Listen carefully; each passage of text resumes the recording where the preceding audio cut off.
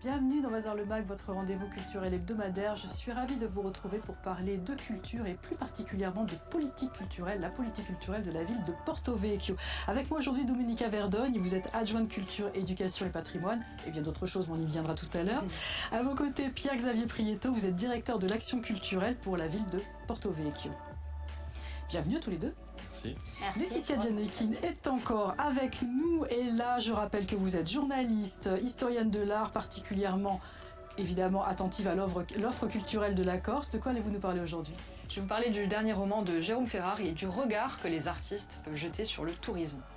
Ça donne très envie. Bazar le Mag, c'est parti.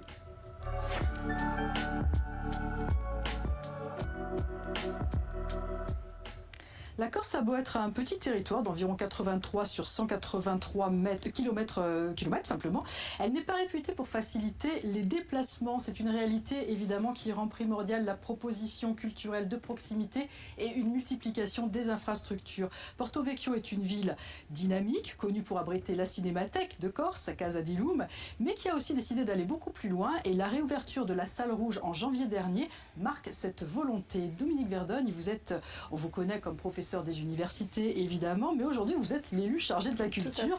On va se concentrer là-dessus et en tant que tel, est-ce que vous pouvez nous parler de cet espace qui s'appelle l'espace Jean-Paul de Rocazère?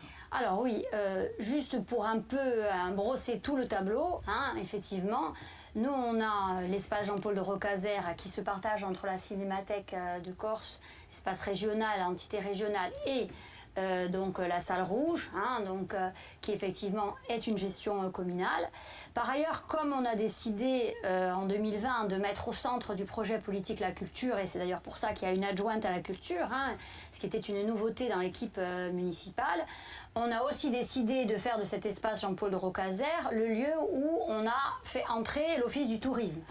Donc justement parce qu'à un moment donné on souhaite que la culture puisse, on va dire, vraiment innerver, on va dire, l'ensemble des secteurs et s'approprier des problématiques qui peuvent être touristiques, mais aussi en urbanisme, parce qu'on a fait venir aussi des écoles d'architectes qui viennent un petit peu faire leurs travaux de fin d'études et réfléchir sur notre territoire, parce que la culture, elle se met aussi au service des associations, parce qu'on a, comme vous l'avez dit, une ville dynamique, ça veut dire des associations qui sont là, théâtre, on a une compagnie de théâtre, Etiatiarogne, donc on a des acteurs sur place, et puis on a aussi cette volonté à un moment donné de faire en sorte que la Porto Vecchio, c'est 17 000 hectares quand même, voilà. Ça monte à 1000 mètres, voilà. C'est quand même aussi les plateaux de Cartalaon, c'est beaucoup de Pachal et de Paese, c'est pas que on va dire la cité. Et donc on essaye d'investir un peu tous les lieux. C'est vrai qu'on a l'espace Jean-Paul de Rocazère, on a le très beau bastion de France, qui est un des rares bastions ouverts dans lequel les visiteurs peuvent entrer et où on propose un certain nombre aussi de produits culturels et de contenus culturels. C'est 80 000 visiteurs, c'est une moyenne de 500 personnes jour depuis avril, donc Porto Vecchio, voilà, bastion de France. Donc il y a des ressources sur le territoire, peut-être un peu inexploitées jusqu'à présent. Et puis il y a la très belle médiathèque, on va dire, de l'Anime. Ouais, on vient de l'apercevoir, voilà, qui fait quand même plus de 20 000 documents aujourd'hui, voilà, 1500 adhérents fidèles, on va dire, et puis qui accueille des conférences, des cafés citoyens, des expos, des ateliers. Donc à la fois on va dire, on a une fabrique, la médiathèque, une fabrique de créativité où les gens peuvent venir pratiquer en fait, pratiquer la musique, pratiquer le chant, pratiquer avec les associations, des ateliers. Et du coup, lorsqu'ils vont au spectacle, bien sûr, ils sont assis dans leur fauteuil, dans la Salle Rouge, consommateurs, mais en même temps, comme ils ont vu de l'autre côté les coulisses, ils apprécient mieux, on va dire, je pense, le spectacle. Et puis surtout, ils peuvent aller peut-être vers des expressions un peu plus difficiles, comme le théâtre. On va plus facilement au cinéma ou à un concert. on va plus difficilement, on va dire, au théâtre. Oui, ils se sont vraiment approprié le lieu. Voilà, c'est ça. Pierre-Xavier Prieto, vous êtes directeur de l'action culturelle, mais c'est quoi le rôle du directeur de l'action culturelle? Dites-nous. Le rôle de l'action culturelle, de directeur de l'action culturelle... C'est un très bon métier, faut que je le dise aux jeunes qui nous écoutent, c'est un Il super a l'air métier. épanoui. Non, moi j'aime mon boulot aujourd'hui, ça fait presque 4 ans que je suis à la tête de cette direction. C'est de faire en sorte que les lieux accueillent le public, aient du contenu, accueillent du public, et qui ait cette mission de service public autour de la culture tous les jours. Parce qu'on est au service des Porto Vecchie et au-delà tous les jours et toute l'année.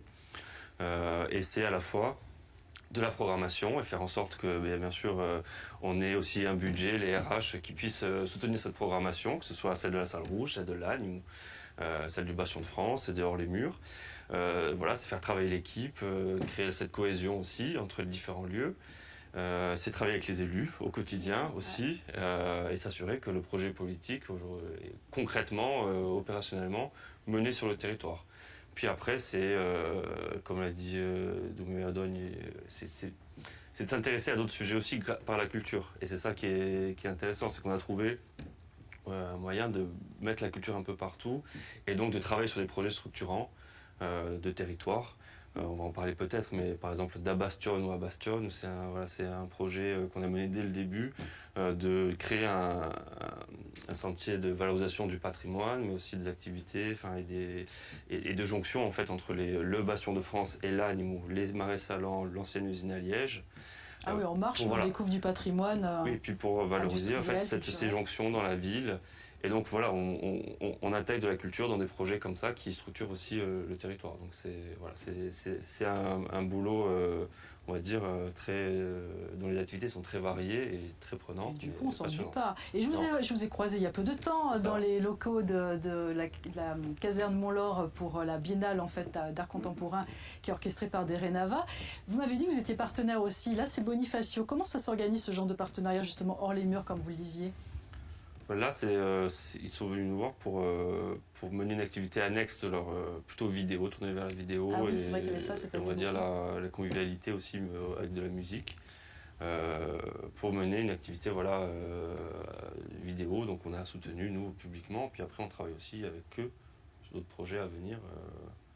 Voilà, donc c'est partenariat. On rappelle, il y a les biennales et il y a les off. Il y a les off, voilà. Puis après, il y a d'autres projets aussi que nous, on mène, dont on pourra parler prochainement. Mais après, c'est le soutien, c'est une association, donc nous on a parlé, des associations très actives, très dynamiques sur le territoire, donc notre rôle c'est aussi de les accompagner, que ce soit financièrement bien sûr, mais aussi sur du conseil, sur des projets, et comment on peut structurer et créer des dynamiques entre associations, avec la ville et d'autres acteurs aussi. Quand même avec un voisin. Et après, sur des propositions comme celle de Renava, il faut avoir des lieux. Voilà, des lieux d'accueil. Bon, Bonifacio a la caserne Mont-Laure. Nous, on n'a pas ce type de lieu. Et donc, il faut les créer. Et là, on est évidemment sur des projets, justement, de réhabilitation de friches, on va dire, pour pouvoir accueillir et dimensionner ce type, on va dire, d'expo, où à un moment donné, on va recevoir à la fois des artistes, en même temps du public, voilà. Donc c'est vrai que, on va dire, Portiuet, tu as un patrimoine plus industriel.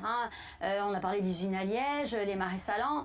Portiuet, c'est une autre, la cité s'est fabriquée vraiment autrement. Mais en revanche, du coup, il y a ces lieux-là qui sont très vivants et qui peuvent être très porteurs. Donc on pense qu'effectivement il y a du potentiel et on va essayer de les développer, quoi, très, très clairement. Vous parliez tout à l'heure de la médiathèque et justement de tout ce qui s'y passait. J'ai eu l'impression, parce que moi je suis évidemment ce qui se passe là-bas, que la médiation auprès des publics scolaires, auprès des jeunes publics est vraiment très importante. C'est un modèle d'ailleurs, je crois. Franchement, c'est une médiathèque. Portiuet, c'est quand même 3500 élèves. Oui, voilà. On a une grosse population d'enfants. Et apparemment, qui passent par la médiathèque au moins 2500. J'ai lu ça quelque part. Vous êtes enseignante, Dominique, évidemment, on le sait. Je sais que vos étudiants sont légèrement plus âgés que ça, mais la culture, ça commence au plus jeune âge. Vous êtes très attentive à ça, très attentive à ce que la médiation culturelle existe. Oui, d'abord parce que c'est une façon, on va dire, de rentrer par le plaisir en éducation, quoi. Je veux dire, quand vous emmenez des enfants au spectacle ou quand vous faites découvrir une pratique, voilà. Après, vous pouvez ensuite les associer sur du texte, sur de l'art, sur de la découverte de grandes œuvres, etc.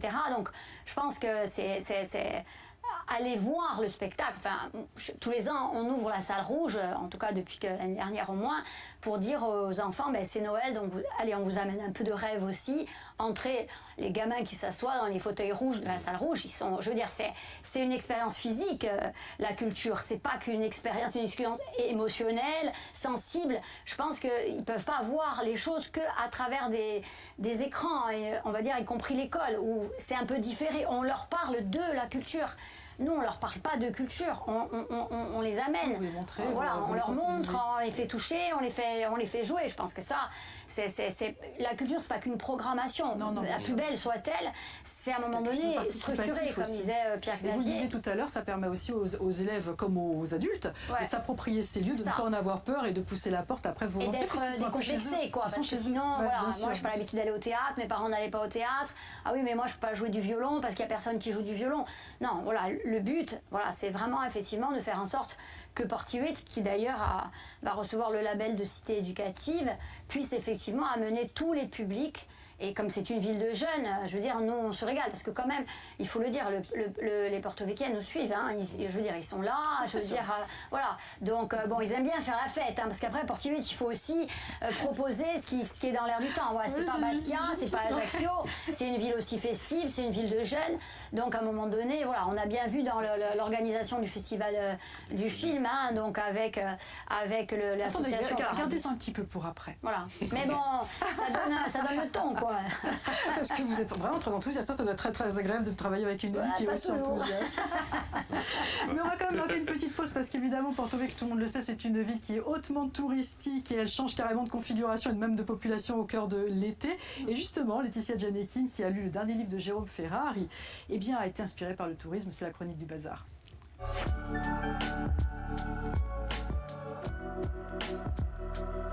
Oui, Marie-Jo, comme vous, j'imagine, je ne suis pas passée à côté donc du dernier roman de Jérôme Ferrari, Nord Sentinelle. Bon, la couverture annonce la couleur, hein, mais on peut dire que le tourisme en prend pour son grade, et nous aussi, en passant, qui en redemandons.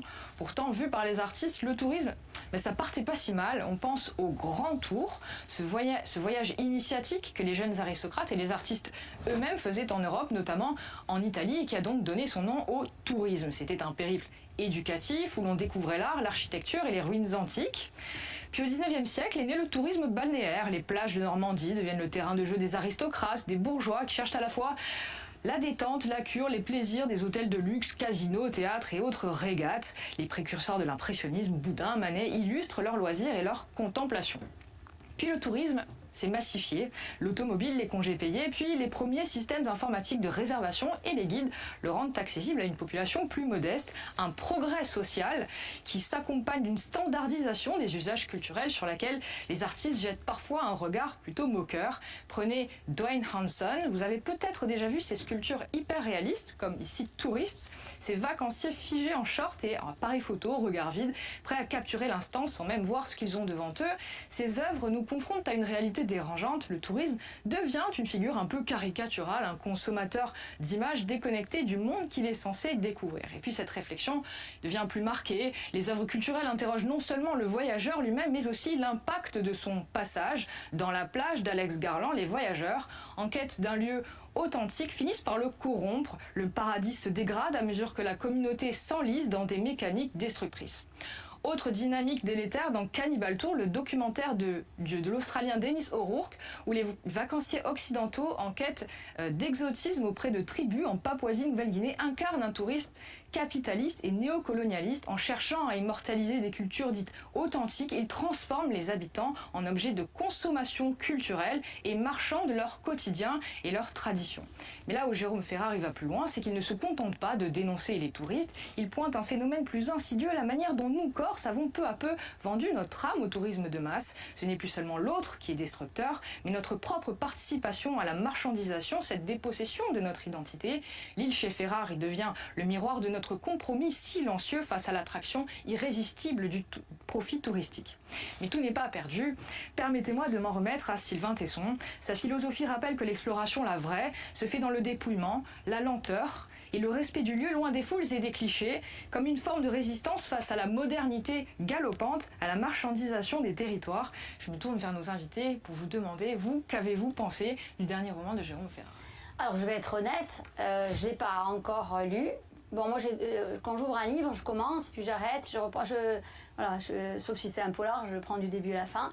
Donc, et puis j'aime bien lire sans être sous la pression, on va dire, de tout ce que tout le monde dit. Donc je vais attendre un peu que tout ça se tasse pour le lire. Mais néanmoins, j'ai lu ses précédents ouvrages et je sais aussi le regard très critique qu'ils peuvent porter, on va dire. Voilà.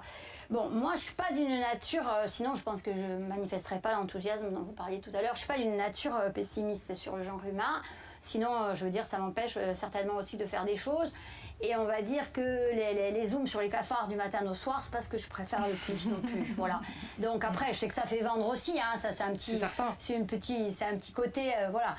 Jérôme, il a trouvé le filon aussi. Après, à un moment donné, je pense qu'il faut aussi aller un peu au-delà. Ceci dit, c'est vrai que l'activité touristique aujourd'hui, on peut pas nier qu'elle est prédatrice. Voilà.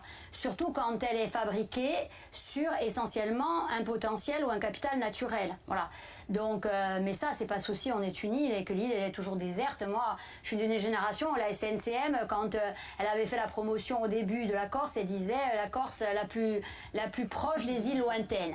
Donc à un moment donné, voilà, eux ils disent l'île et nous on voudrait que ce soit la Corse. Voilà. Mais pour que ce soit la Corse, il faudrait qu'on se puisse dire nous et ce qu'on fait. Voilà. Le tourisme, c'est intéressant quand ça vient surajouter une plus-value, on va dire, à ce que des gens font déjà. Voilà.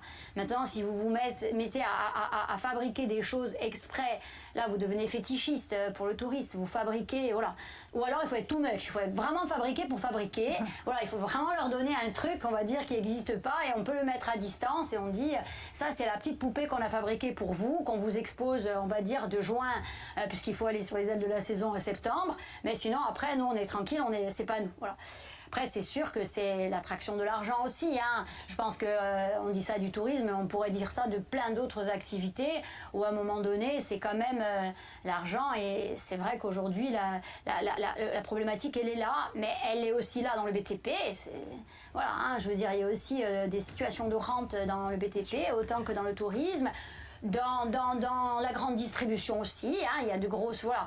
Donc je pense qu'on pourrait aller au-delà du tourisme et très clairement... Dominique, vous parliez tout à l'heure de la saisonnalité. C'est vrai qu'en plus il y a une saisonnalité justement dans la culture qui est aussi importante, avec une programmation d'hiver et une programmation d'été finalement, parce que vous n'oubliez pas l'été, parce qu'il n'y a pas que des touristes aussi à Porto Vecchio l'été, il y a aussi les Corses qui reviennent et les Corses qui restent. Mais je voudrais qu'on regarde le teaser justement de la programmation d'hiver de la Salle Rouge, parce que je trouve magnifique. Des choses sont déjà passées, mais on regarde.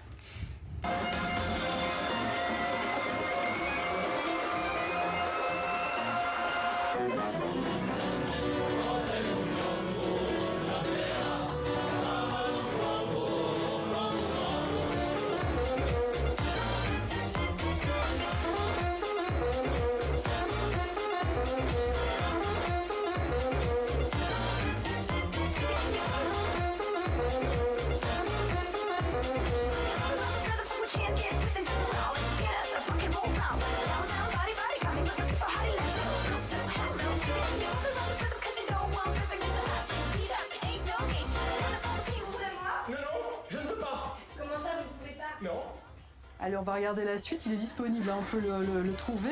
Il y a vraiment une programmation qui est très très très très hétéroclite. Comment on équilibre justement cette programmation entre les spectacles jeunesse, les concerts, le théâtre?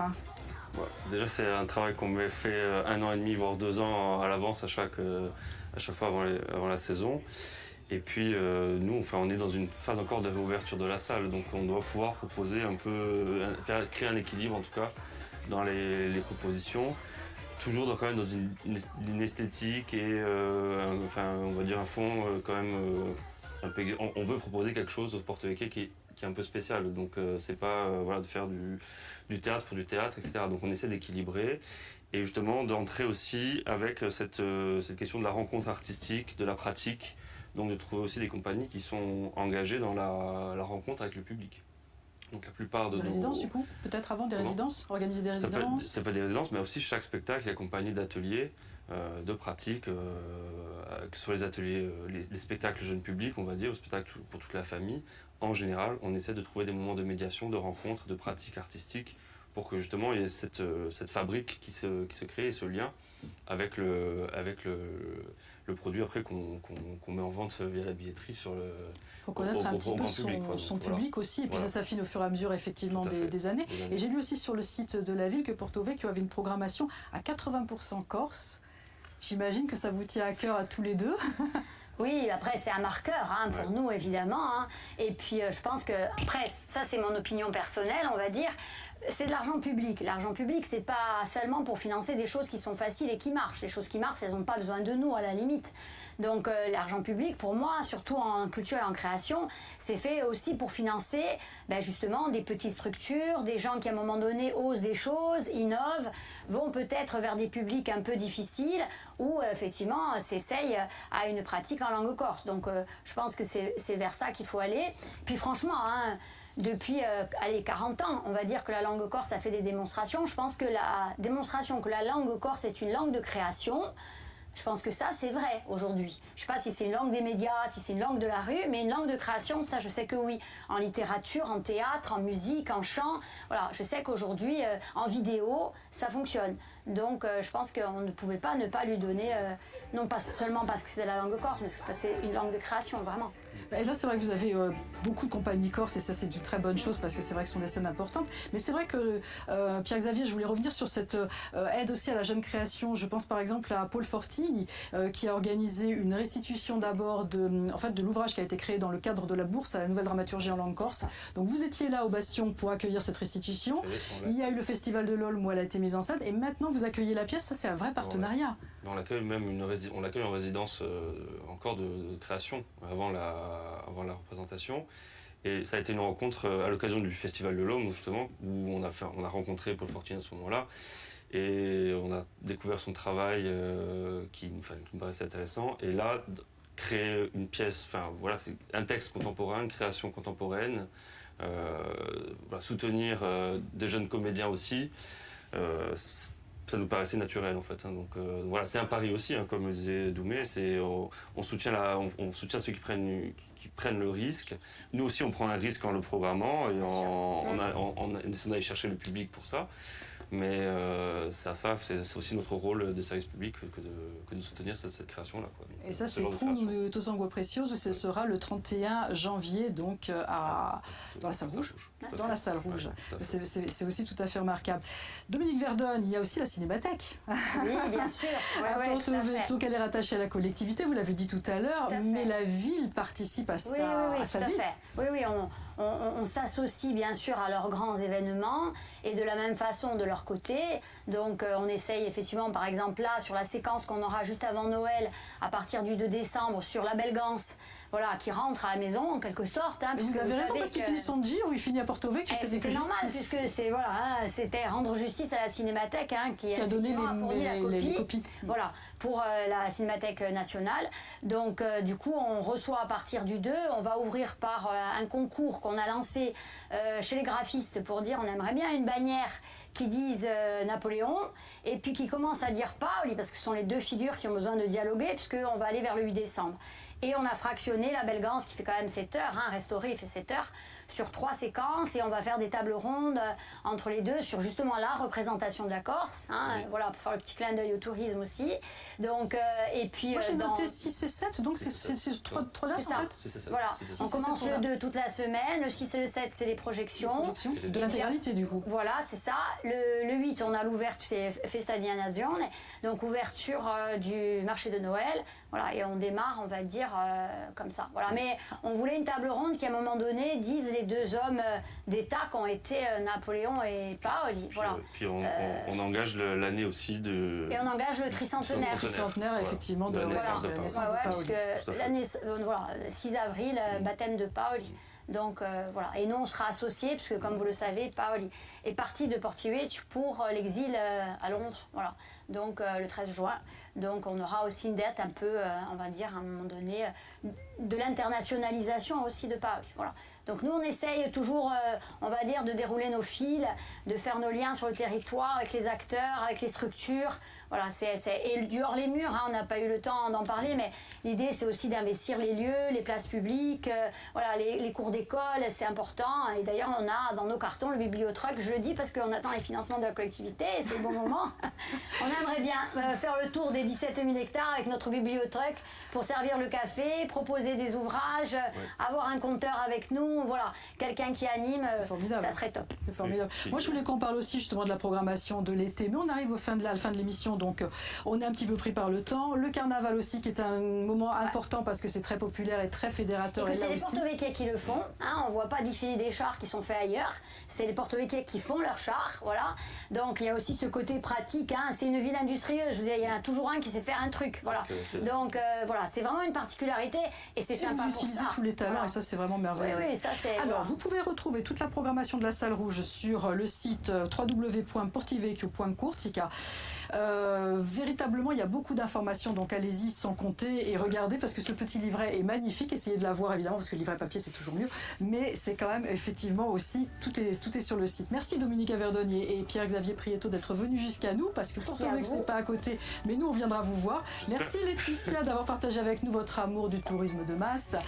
Merci à vous de nous avoir suivis. Vous pouvez revoir cette émission quand vous voulez sur France.tv en replay. Et moi je vous dis à la semaine prochaine, toujours sur France 3 Corse à la même heure. Et ce sera toujours le bazar.